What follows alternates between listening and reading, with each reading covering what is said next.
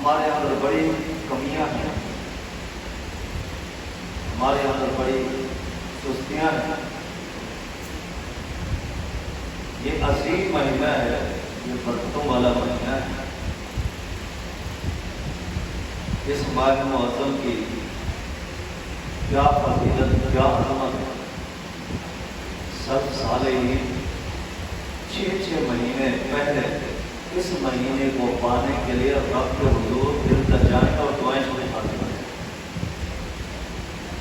اللہ رب العالمین ہماری کاوشوں کو قبول فرمائے اور ہمارے اندر اخلاص پیدا فرمائے۔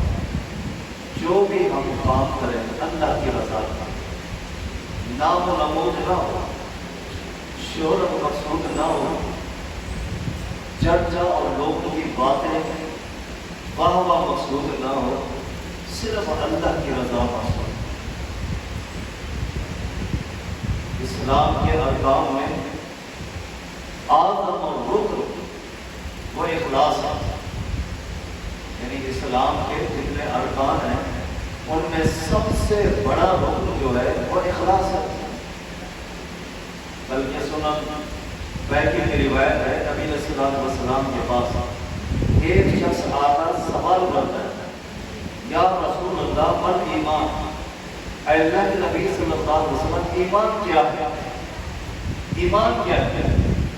قال الاخلاص، نبی علیہ السلام نے فرمایا ایمان نام ہی اخلاص ہے، یعنی ایمان کے لیے بھی اخلاص ضروری ہے۔ کیوں سمجھ رہے ہیں؟ ایمان کے لیے اخلاص شرط ہے، اگر اخلاص نہیں تو نفاق ہے، منافقت ہے۔ عبداللہ بن ابی بن سلول جو ہے رئیس المنافقین کہلائے، کہ ایمان کا دعویٰ دوسرے بھی کیا، لیکن اخلاص بنیادی چیز ہے۔ سورہ حج میں اللہ رب العالمین کیا ارشاد فرماتے ہیں، لن ینال اللہ لحومها ولا دماؤها ولكن ينالہ التقوی منکم۔ اللہ رب العالمین کے پاس تمہارے قربانی کے گوشت نہیں پہنچتے، خون نہیں پہنچتا، اللہ رب العالمین تمہارے تقوی اور اخلاص کو دیکھتا ہے۔ بنیاد اخلاص۔ صحیح مسلم کی روایت ہے، نبی علیہ السلام ارشاد فرماتے ہیں، ان اللہ لا ينظر الى اجسامکم ولا الى صورکم ولكن ينظر الى قلوبکم۔ اللہ رب العالمین تمہارے جسم کو نہیں دیکھتا کہ کتنا لئیم ہے، کتنا جسیم ہے، کتنا طاقتور ہے، کتنا موٹا ہے، ولا الى صورکم، اور نہ اللہ تعالیٰ تمہاری صورتوں کو دیکھتا ہے، تمہاری شکلوں کو دیکھتا ہے، کتنا کون حسین ہے، کتنا خوبصورت ہے۔ آپ ذرا غور کریں، ابو لہب کا اصل نام عبد العزیٰ ہے، وہاں موجود ہے۔ ابو لہب کا اصل نام عبد العزیٰ ہے۔ ابو لہب اسے اس لیے کہتے تھے تو اس کا چہرہ اس طرح چمکتا تھا جس طرح آگ کے شعلے اٹھتے ہیں، شعلے چمکتے ہیں، ایسے اس کا چہرہ چمکتا تھا۔ لیکن جان نواز ہو گیا۔ اس کے مقابلے میں بلال حبشی کو دیکھ، کالا رنگ۔ نبی علیہ السلام نے ایک دن سیدنا بلال رضی اللہ تعالیٰ عنہ کا مخاطب ہو کر فرمایا، یا بلال بما سبقتنی الی الجنہ سمیت خشخش قدمان۔ اے بلال، رات جنت کی سیر کر رہا تھا، ایسے لگ رہا تھا کہ میرے آگے کوئی چل رہا ہے، چلنے کی آواز آہٹ محسوس ہوئی، لیکن نظر کوئی نہیں آتا۔ پوچھا کہ لگ رہا ہے کہ میرے آگے آگے کوئی چل رہا ہے لیکن نظر کوئی نہیں آتا۔ بتایا گیا کہ اللہ کے نبی صلی اللہ علیہ وسلم، آپ کا امتی، آپ کا صحابی بلال مدینہ کی گلیوں میں چل رہا ہے، اللہ نے چلنے کے بعد جنت میں پہنچا دیا۔ اللہ شکلوں صورتوں کو نہیں دیکھتا، صورت دیکھے تو ابو لہب آگ کے شعلوں کی طرح چمکتا ہوا، ادھر بلال حبشی کالا۔ اللہ رب العالمین دل کی حرارت کو دیکھتا ہے۔ سنن نسائی کی روایت ہے، نبی علیہ السلام فرماتے ہیں، من آتا فراشہ فہو یکفی ان یقوم۔ ایک شخص بستر پہ آتا ہے سونے کے لیے، پھر دل میں یہ پروگرام بناتا ہے کل تو چھٹی ہے، کل کوئی کام نہیں، آفس نہیں جانا، کام پہ نہیں جانا، کیوں نہ ہونا آج رات اٹھوں گا تہجد کی نماز پڑھ، کیا ملائق ہے، بڑا اجر ہے، بڑا ثواب ہے۔ پیارے پیغمبر علیہ الصلوۃ والسلام فرماتے ہیں وہ سو جاتا ہے، یہ نیت کر کے ارادہ ہے، فَغَلَبَتْ عَيْنُهُ حَتَّى اسْمَعَ، ایسی آنکھ لگی، ایسی گہری نیند آئی، حتیٰ کہ صبح جب مؤذن اذان دی وہاں نبی علیہ الصلوۃ والسلام فرماتے ہیں اللہ فرشتے بلاتا ہے کہ سلانا بھی میں رب کا کام ہے، جگانا بھی میں رب کا کام ہے۔ اس نے دل کے اندر خالص نیت کر لی تھی اٹھنے کی، کتب لہ ما نویٰ، اس کے نیت کی بنیاد پر رات بھر یہ سوتا رہا، اس کے کھاتے میں تہجد کا ثواب ملا۔ رات بھر اس نے گہری نیند کی، لیکن خالص نیت کی بنیاد پر اللہ رب العالمین نے تہجد کا ثواب دیا۔ بنیاد اخلاص ہے میرے بھائی۔ سب سے پہلے میں اپنے آپ کو، اپنے بھائی بچوں، اپنی بہنوں اور بیٹوں کو یہ نصیحت اور پیغام دینا چاہتا ہوں، جو بھی ہم خیر کا کام کریں، روزہ رکھیں، تراویح پڑھیں، قرآن کی تلاوت کریں، ذکر و اذکار، دعائیں کریں، صدقات و خیرات، کوئی بھی خیر کا کام ہے، رضا صرف اللہ کی نصیب۔ لوگوں کی واہواہی چاہیے، لوگوں کی تعریفیں نہیں چاہیے، اخلاص۔ جامع ترمذی کی روایت ہے، نبی علیہ الصلوۃ والسلام نے 4 آدمی کی بات ذکر فرمایا، ان میں سے صرف 2 کا ذکر کرتا ہوں۔ نبی علیہ الصلوۃ والسلام فرماتے ہیں ایک شخص اللہ نے اسے مال بھی دیا ہے، علم بھی دیا ہے، اللہ کے راستے میں خوب مال خرچ کرتا ہے اور اپنے علم کے ذریعے لوگوں کے عقائد کی اصلاح کرتا ہے، ان کے اعمال کی اصلاح کرتا ہے، اللہ کا دین ان تک پہنچاتا ہے، خوب دین کی اشاعت کرتا ہے، مال بھی خرچ کرتا ہے۔ فرمایا یہ کون ہے؟ افضل من، سب سے اعلیٰ درجہ ہے، سب سے اول درجے کا آدمی۔ اور دوسرا شخص، اس کو اللہ نے علم دیا ہے، اس علم کے ذریعے اللہ کا دین، اللہ کے دین کی تبلیغ، لوگوں کی اصلاح، خوب اشاعت کرتا ہے، لیکن اللہ نے مال نہیں دیا۔ دل کے اندر یہ تڑپ رکھتا ہے، یہ سوچتا ہے، خیال پیدا کرتا ہے، کاش اللہ اگر مجھے مال بھی دے گا تو جس طرح وہ اللہ کے راستے میں خود مال خرچ کرتا ہے، اللہ وہ مال بھی خرچ کرتا۔ نبی علیہ الصلوۃ والسلام فرماتے ہیں فَهُوَ بِنِيَّتِهِ أَجْرُهُمَا سَوَاءٌ، صرف اس نیت کی بنیاد پر اللہ جتنا ثواب اس مال خرچ کرنے والے کو عطا کرتا ہے، اتنا ثواب اللہ اسے بھی عطا کرتا ہے۔ بات صرف نیت کی، اخلاص کی بنیاد پر مال خرچ نہیں کرتا، لیکن اللہ رب العالمین مال خرچ کرنے والے کے برابر اسے ثواب عطا کرتا ہے۔ بات ہر کام کے لیے اخلاص آتی ہے۔ ابو داؤد کی روایت ہے، نبی علیہ الصلوۃ والسلام جب عبداللہ بن ثابت رضی اللہ عنہ کا انتقال ہوا، بیٹے اور ساروں کا دار ہو رہے ہوئے، بڑی مغموم، باپ کی جدائی پر انتہائی غمزدہ، نبی علیہ الصلوۃ والسلام کو صحابہ نے عرض کی، اللہ کے نبی صلی اللہ علیہ وسلم عبداللہ کا انتقال ہو گیا اور بیٹے اور بڑی مغموم ہے، غمزدہ ہے، ساروں کا دار ہو رہی ہے، آپ تشریف میں تھوڑا آپ تسلی دیں گے، صبر آ جائے گا، تھوڑا ان کو سکون مل جائے گا۔ نبی علیہ الصلوۃ والسلام تشریف لائے، آپ ان بچوں کو سمجھانے لگے کہ یہ اللہ کا امر ہے، امر ربی ہے، بہت اٹل فیصلہ ہے، اس سے کوئی نہیں بچ سکتا۔ ذرا غور سے سنیے ان بچوں نے کیا جواب دیا۔ عرض کرتے ہیں اللہ کے نبی صلی اللہ علیہ وسلم ہمیں ابو کے اس انتقال پر غم نہیں ہے، موت تو یقینی ہے، کل نفس ذائقۃ الموت، قل ان الموت الذی تفرون منہ فإنہ ملاقیکم ثم تردون الی عالم الغیب والشہادہ فینبئکم بما کنتم تعملون اینما تکونوا یدرککم الموت ولو کنتم فی بروج مشیدہ۔ جی ہاں اللہ کے نبی، موت تو امر ربی ہے، یہ تو اٹل فیصلہ ہے، اس موت سے کوئی نہیں بچ سکتا، کسی کو موقع نہیں، لیکن ہمیں رونا اس لیے آ رہا ہے، آپ ہمارے ابو کی حالت دیکھ رہے ہیں، کتنا ضعیف ہے، کتنا کمزور ہے، بڑھاپے کی اس حالت میں جب بندہ پورا ہو جاتا ہے اس کا چمڑا، اس کا گوشت لٹک جاتا ہے۔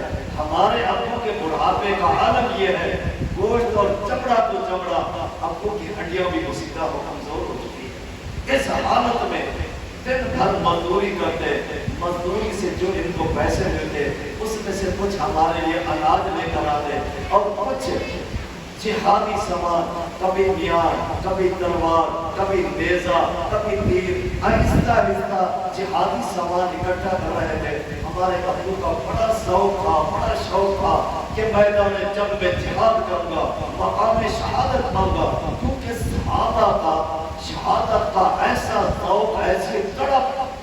ایک دیہاتی، سنن نسائی کی روایت ہے، دیہاتی جنگل میں اونٹ چلا رہا ہے، اونٹ بھی جلا رہا ہے، پیارے پیغمبر علیہ السلام فرماتے ہیں وہ اپنی گردن کی طرف اشارہ الی عنقہ، اپنی گردن کی طرف اشارہ کرتا ہے اور دعائیں کر رہا ہے، اللہ دشمن کا تیر ہے یہاں لگے، اللہ مجھے مقام شہادت مل جائے، شہادت کا مرتبہ مل جائے۔ اللہ کا کرنا کہ تیر وہیں لگا جہاں اس نے انگلی کا اشارہ کیا اور شہید ہو گیا۔ صحابہ اسے غسل دے رہے ہیں، کیا اللہ نے مقام دیا، کیا اس دیہاتی کی دعا کو اللہ نے قبول فرمایا۔ نبی علیہ السلام نے صحابہ سے پوچھا، ساتھیوں اس جوان کو غسل دے دیا؟ جی ہاں، نبی صلی اللہ علیہ وسلم غسل دے رہے ہیں اور پھر کفن کا انتظام۔ نبی علیہ السلام نے فرمایا، ساتھیوں اس کے لیے کفن کے لیے کپڑا نہیں لانا، میں اپنا جبہ، اپنا یہ کرتا دوں گا، اس کا کفن بنا دیا۔ یعنی کیا مقام ہے، نبی علیہ السلام بھی اپنا کرتا مبارک کفن کے لیے پیش کر رہے ہیں، اور صرف پیش نہیں کیا بلکہ کفن بنا دیا۔ میں عرض یہ کر رہا تھا صحابہ کی کیا طاقت۔ آپ جانتے ہیں جنگ بدر کے اندر نبی علیہ السلام جب قافلے کے ساتھ جا رہے تھے، یہ چھوٹا معصوم بچہ یہ بھی ساتھ جا رہا، ساتھیوں نے کہا نبی صلی اللہ علیہ وسلم اس کو واپس کر دے، معصوم بچہ ہے، آپ نے واپس کر دیا۔ سال کے بعد جنگ احد ہوئی، پھر یہ بچہ تلوار لے کر صفوں کے اندر چھپتا ہوا جا رہا، صحابہ نے کہا اللہ کے نبی صلی اللہ علیہ وسلم یہ بچہ دوبارہ آ گیا۔ نبی صلی اللہ علیہ وسلم نے اسے بلایا، کہا بیٹے تم واپس پلٹ جاؤ، اس لیے کہ دشمن کا مقابلہ ہے، تم معصوم بچے ہو، دشمن کا مقابلہ، وہاں جنگ ہونی ہے۔ کہ بچے کی آنکھوں سے آنسو بہے بڑے، کہنے لگے اللہ کے نبی صلی اللہ علیہ وسلم پچھلے سال بھی آیا تو آپ نے منع کر دیا، کیا ان کا شوق ہے مقام شہادت کو پانے کے لیے، کیا میرا جذبہ میرا شوق نہیں ہے؟ نبی صلی اللہ علیہ وسلم نے اس معصوم بچے کی اس تڑپ ذوق شہادت کو دیکھ کر آپ علیہ السلام نے صحابہ کو کہا نہیں اس کو جانے دو۔ صحابہ کہتے ہیں اتنا معصوم، اتنا چھوٹا بچہ کہ ہم نے اس بچے کو کھڑا کیا، اور جو اس نے اپنے کندھے پہ تلوار اٹھائی تھی اس تلوار کو اس ساتھ پاپا تلوار بڑی تھی، بچہ چھوٹا تھا، میدان جنگ میں شہید ہو گیا۔ جب بھائی کو پتہ چلا، ساتھ اپنے اس بھائی کو دیکھ کر زاروں قطار رو رہا ہے، صحابہ نبی علیہ السلام کو عرض کرتے ہیں اللہ کے نبی میں شہید ہو گئے، ساتھ بھائی دیکھ کر بڑے زاروں قطار رو رہے ہیں، آپ تھوڑا تسلی دے دیں۔ نبی علیہ السلام نے کہا ساتھ کوئی بات نہیں، اللہ نے شہادت کا مقام دے دیا۔ اللہ کے نبی صلی اللہ علیہ وسلم اپنے بھائی کے شہید ہونے پر رو نہیں رہا، اس لیے رو رہا ہوں کہ میرا چھوٹا بھائی جنت میں پہلے پہنچ گیا اور بڑا بھائی پیچھے رہ گیا۔ میں کس کس کا تذکرہ کروں، صحابہ، صحابیات، بڑے بزرگوں، بچوں کے کس کس جذبے کا میں ذکر کروں، کیا ان کو شہادت کا شوق تھا۔ فرماتی ہے یہ بچیاں کہ اللہ کے نبی صلی اللہ علیہ وسلم ہمیں موت میں غم نہیں ہے، لیکن ابو کے اس جو جہادی سوال تیار کرتے کرتے کیا ان کا شوق، کیا ان کے دل کی آرزو تھی، وہ دل کی دل میں رہ گئی۔ ہمارے ابو آج جہادی سوال بھی مکمل ہو گیا اور بستر کے اوپر ہمارے بچوں، ہمارے ابو کا انتقال ہو گیا۔ کے دل کے اندر ایک تڑپ تھی، ایک شہادت کا ذوق تھا، وہ رہ گیا۔ سامان جہاد بھی مکمل ہو گیا، اب وہ بستر پہ انتقال کر گئے۔ نبی علیہ السلام نے کیا فرمایا؟ بچیوں رو نہیں، غم نہ کرو، والا ہو ما نوا، جو تمہارے ابو کی نیت تھی اس نیت پر اللہ نے اسے مقام شہادت عطا کر دیا۔ میرے بھائیوں، میں جتنا بھی بات لمبی کروں، عرض کرنے کا مطلب یہ ہے کہ ہر عمل کے لیے اخلاص، اللہ کی رضا مقصود ہو، چاہے وہ عمل کتنا چھوٹا کیوں نہ ہو، وہی کامیابی کا مغانی کا سبب بن جائے گا۔ مسند حاکم کی روایت ہے، نبی علیہ السلام جب سیدنا معاذ بن جبل رضی اللہ تعالیٰ عنہ کو یمن کے لیے روانہ کرنے کے لیے آپ ساتھ ساتھ چل رہے ہیں، اتنا دور تک آپ علیہ السلام چلے گئے، معاذ کو بڑا ترس آیا کہ مجھے تو آگے سفر کرنا ہے۔ نبی علیہ السلام پھر واپس بھی پلٹ کے جائیں گے، اتنا لمبا سفر، رک گئے۔ اللہ کے نبی صلی اللہ علیہ وسلم آپ واپس جائیں، مجھے تو آگے سفر کرنا ہے، مجھے جانا ہے، آپ پھر واپس بھی جائیں گے، آپ واپس چلے جائیں، میں چلا جاؤں گا۔ ذرا جملے پہ غور کیجیے، نبی علیہ السلام نے فرمایا معاذ جی ہاں، شاید تم واپس آؤ تو مجھے نہ پاؤ۔ آپ علیہ السلام کی اس موت کی طرف اشارہ تھا، سیدنا معاذ کی کیا حالت، جو لوگ صحابہ نبی سے کیسی محبت کرتے تھے، اپنی جان، اپنی اولاد، اپنا کنبہ، قبیلہ، جائیداد، وطن، سب کچھ اللہ کے نبی کی محبت میں قربان کرنے والے سیدنا معاذ کا کیا حال ہوگا؟ سیدنا معاذ دارو قطار آپ سے آنسو بھی بہہ رہے ہیں، اللہ کے نبی کی طرف دیکھ رہے ہیں، دیکھے جا رہے ہیں۔ صحابہ کی محبت کا، میں کس کس صحابی کی محبت کا تذکرہ کروں؟ صحابہ تو صحابہ، جانوروں کی محبت نبی کے ساتھ کیا تھی؟ ابو داؤد کی روایت ہے، جب نبی علیہ السلام حج کے موقع پر آپ نے 100 اونٹ منگوائے، آپ علیہ السلام نے صحابہ کو فرمایا کہ اونٹ لائن سے کھڑے کر دو۔ لائن سے اونٹ کھڑے ہوئے، اللہ کے نبی صلی اللہ علیہ وسلم باری باری ایک اونٹ کو نہر کر رہے ہیں، یعنی سبا کر رہے ہیں۔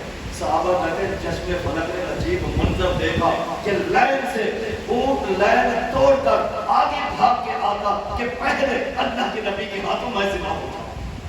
جانوروں کی محبت کا یہ عالم، صحابہ جنہوں نے نبی کو دیکھ کر، جنہوں نے یہ مقام صحابی یہ شرف پایا، اولئک هم الفائزون، اولئک هم الوارثون، اولئک هم المفلحون، وہ صحابہ جنہوں نے اللہ کے نبی کو دیکھ کر جنت کی بشارتیں پائی، ان کی محبت کا کیا عالم ہے۔ سیدنا معاذ بن جبل رضی اللہ تعالیٰ عنہ اسی اثنا میں سوال کرتے ہیں، کیا کہتے ہیں؟ اوصنی یا رسول اللہ، اے اللہ کے نبی صلی اللہ علیہ وسلم، خاص مجھے وصیت فرما دیں کہ میں آؤں، آپ کی ملاقات نہ ہو، تھوڑی سی کوئی بات ہوتی ہے فوراً اللہ کے نبی صلی اللہ علیہ وسلم کے پاس آ کر پوچھتے ہیں، اللہ کے نبی مجھے یہ عمل بتائیے، اللہ کے نبی یہ مسئلہ ہے، پلٹ کے آؤں نبی کو نہ پاؤں تو کس سے پوچھوں گا؟ کیا نبی علیہ السلام سے خاص وصیت، اوصنی یا رسول اللہ، اللہ کے نبی صلی اللہ علیہ وسلم مجھے وصیت فرمائیے۔ آپ علیہ السلام نے کیا فرمایا؟ یا معاذ اخلص دینک یکفک العمل القلیل، اے معاذ جو بھی عمل کرو اس کے اندر اخلاص پیدا کرو، چاہے وہ عمل معمولی تھوڑا سا کیوں نہیں ہوگا، وہی تیری آخرت کی کامیابی اور نجات کا سبب بنتا ہے۔ میرے دوستوں، میرے بھائی، یہی میں پیغام دینا چاہتا ہوں کہ ہمارا ہر کام، ہر عمل صرف اس کے اندر رضا اللہ کی مقصود ہے، نام و نمود نہیں چاہیے۔ جب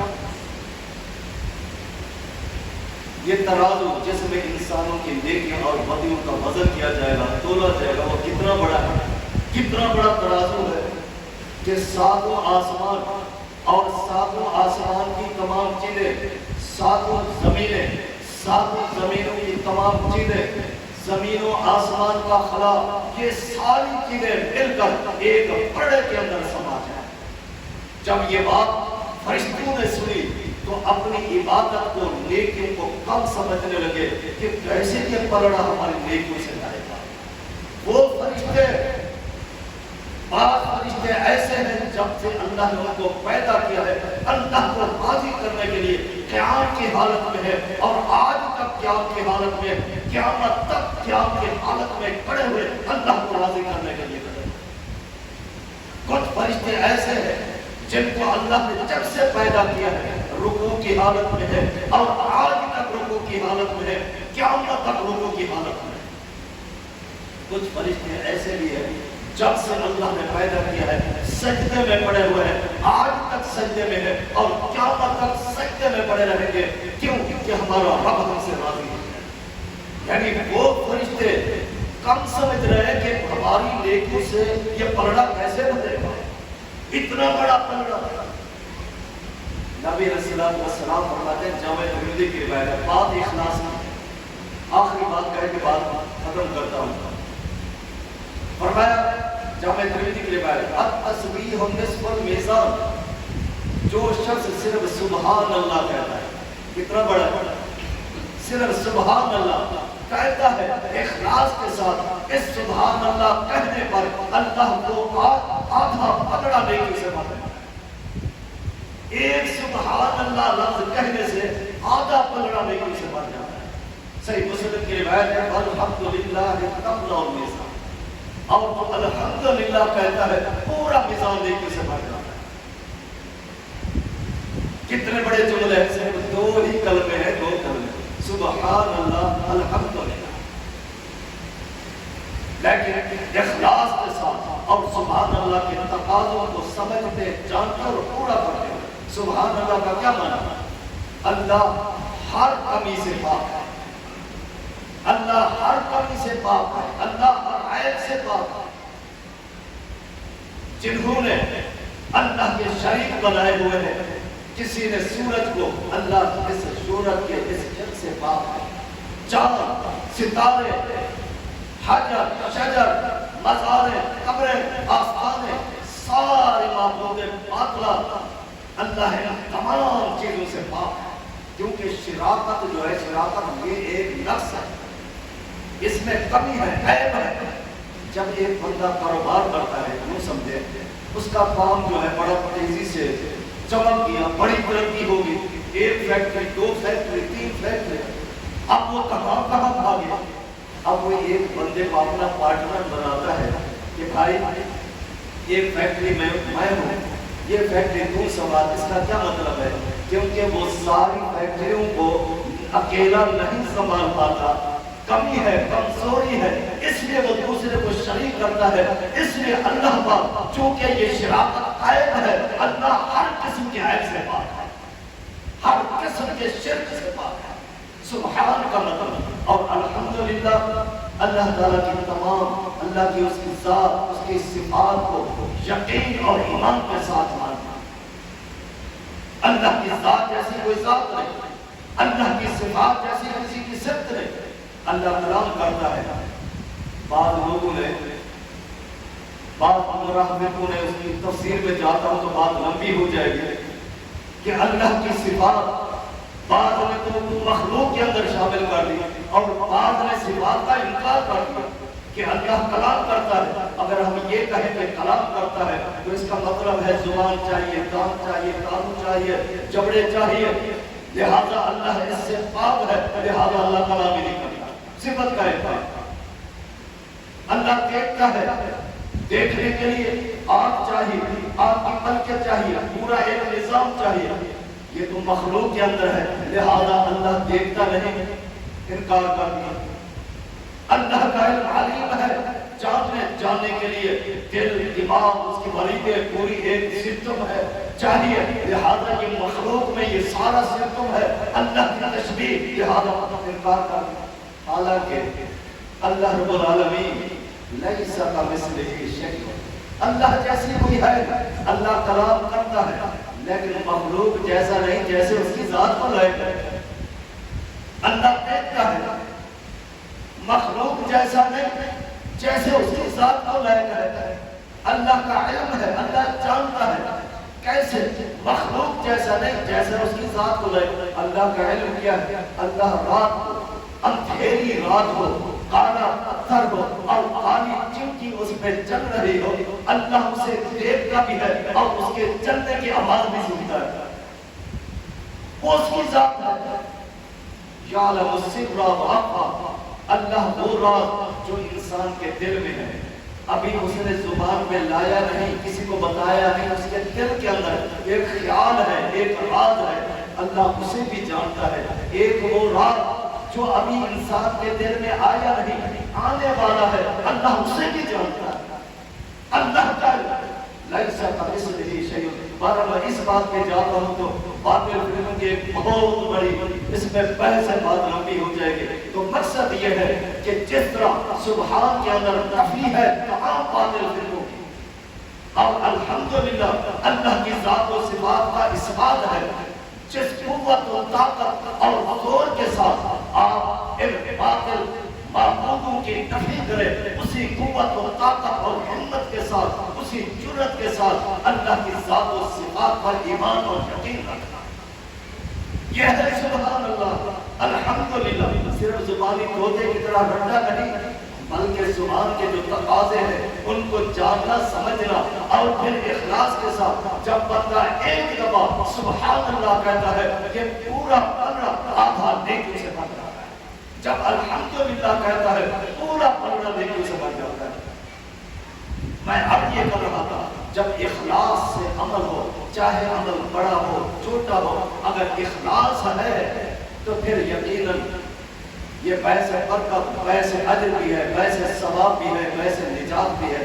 اگر نہیں تو پھر وبال ہے، اس کے لیے ایک الگ چیپٹر ہے۔ اللہ رب العالمین سے دعا ہے اللہ ہمیں ہر اس کام کی توفیق عطا فرمائے جس کے اندر اخلاص اور اس کی رضا، ریاکاری سے، نام و نمود سے، تشہیر و شہرت سے، ہر چیز سے اللہ تعالیٰ محفوظ فرمائے۔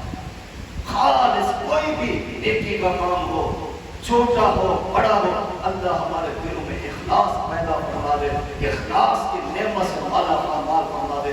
اللہ جو کچھ سنا اللہ سمجھنے کے بعد ہم سب کو اس پر عمل و عقیدہ بنانے کی توفیق عطا فرما۔